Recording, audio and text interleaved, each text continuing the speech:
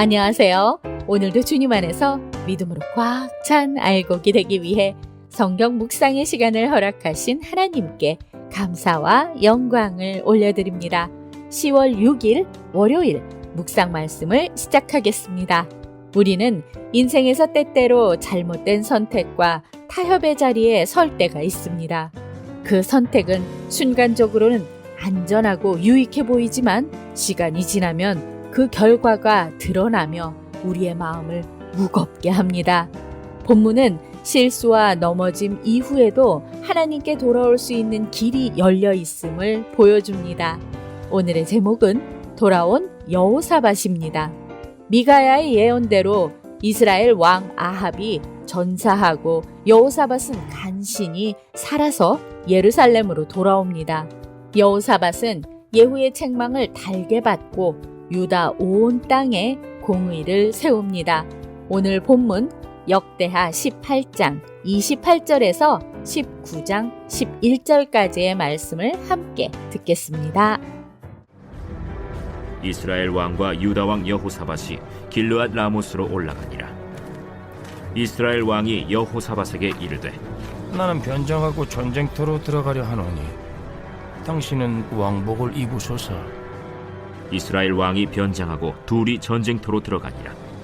아람 왕이 그의 병거 지휘관들에게 이미 명령하여 이르기를 너희는 작은 자나 큰 자나 더불어 싸우지 말고 오직 이스라엘 왕하고만 싸우라.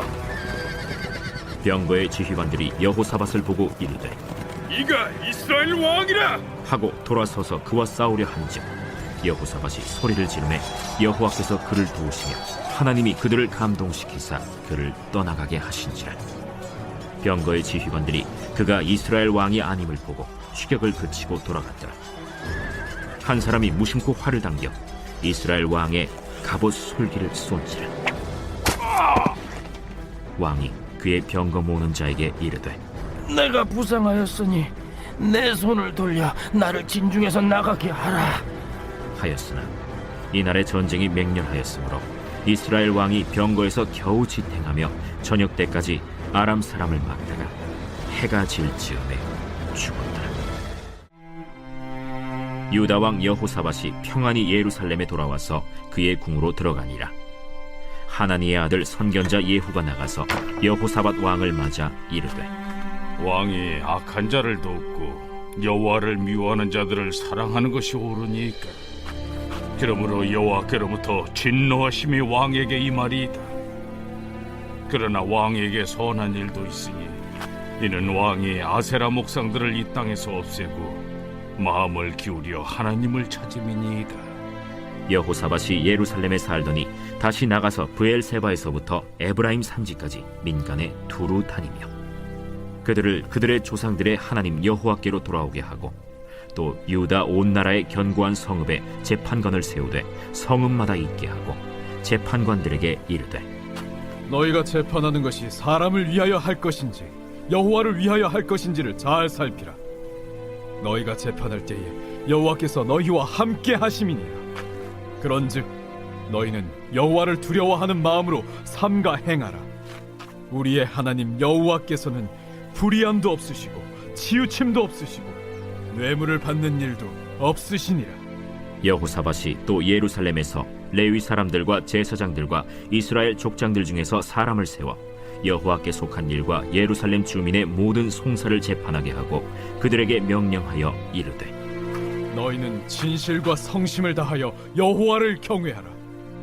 어떤 성읍에서는 너희 형제가 혹 피를 흘림이나 혹 율법이나 계명이나 율례나 규례로 말미암아 너희에게 와서 송사하거든 어떤 송사든지 그들에게 경고하여 여호와께 죄를 범하지 않게 하여 너희와 너희 형제에게 진노하심이 임하지 말게 하라.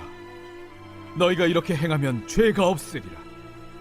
여호와께 속한 모든 일에는 대제사장 아마랴가 너희를 다스리고 왕에게 속한 모든 일은 유다 지파의 어른 이스마엘의 아들 스바랴가 다스리고 레위 사람들은 너희 앞에 관리가 되리라. 너희는 힘써 행하라. 여호와께서 선한 자와 함께 하실지로다 하니라. 오늘 우리에게 주시는 교훈은 무엇일까요? 본문에 앞서 18장 1절에서 27절의 내용을 보시면 아합과 여호사밧의 동맹은 정치적으로는 강해 보이지만 영적으로는 위험한 타협이었습니다. 거짓 선지자들 틈에서 미가야는 하나님의 말씀을 담대히 전하며 마지막 보루가 되었습니다. 사람들은 듣기 좋은 말만 추구했지만 하나님의 뜻은 반드시 성취된다는 것을 기억하며 오늘 본문으로 이어집니다.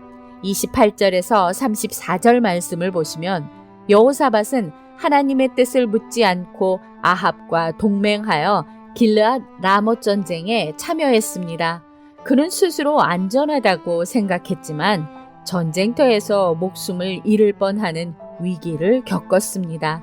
그러나 하나님께 간절히 부르짖자 하나님께서 그를 구원하셨습니다. 이는 우리의 잘못된 선택 속에서도 하나님의 은혜가 여전히 우리를 붙드신다는 사실을 보여줍니다. 여호사밧의 구원은 그의 공로나 의로움 때문이 아니라 하나님의 언약적 신실함으로 인한 것입니다. 인간은 연약하여 잘못된 길을 선택하지만 하나님은 그분의 백성을 포기하지 않으시고 회복의 기회를 주십니다. 잘못된 길을 선택했을 때 그 결과를 직면해야 하지만 그 자리에서 하나님을 찾으며 바른 길로 향할 수 있는 결단을 합시다. 19장 1절에서 3절 말씀을 보시면 전쟁에서 살아 돌아온 여호사밧은 선견자 예후의 책망을 받습니다. 그는 아합과 동맹이라는 영적인 타협에 대해 분명히 지적을 받았습니다. 그러나 하나님께서는 그를 완전히 버리지 않으시고 그 안에 여전히 선한 마음과 하나님을 찾는 마음이 있음을 인정하셨습니다. 책망 속에서도 하나님의 긍휼이 담겨 있음을 보게 됩니다. 하나님의 책망은 심판의 종결이 아니라 회복의 출발점입니다.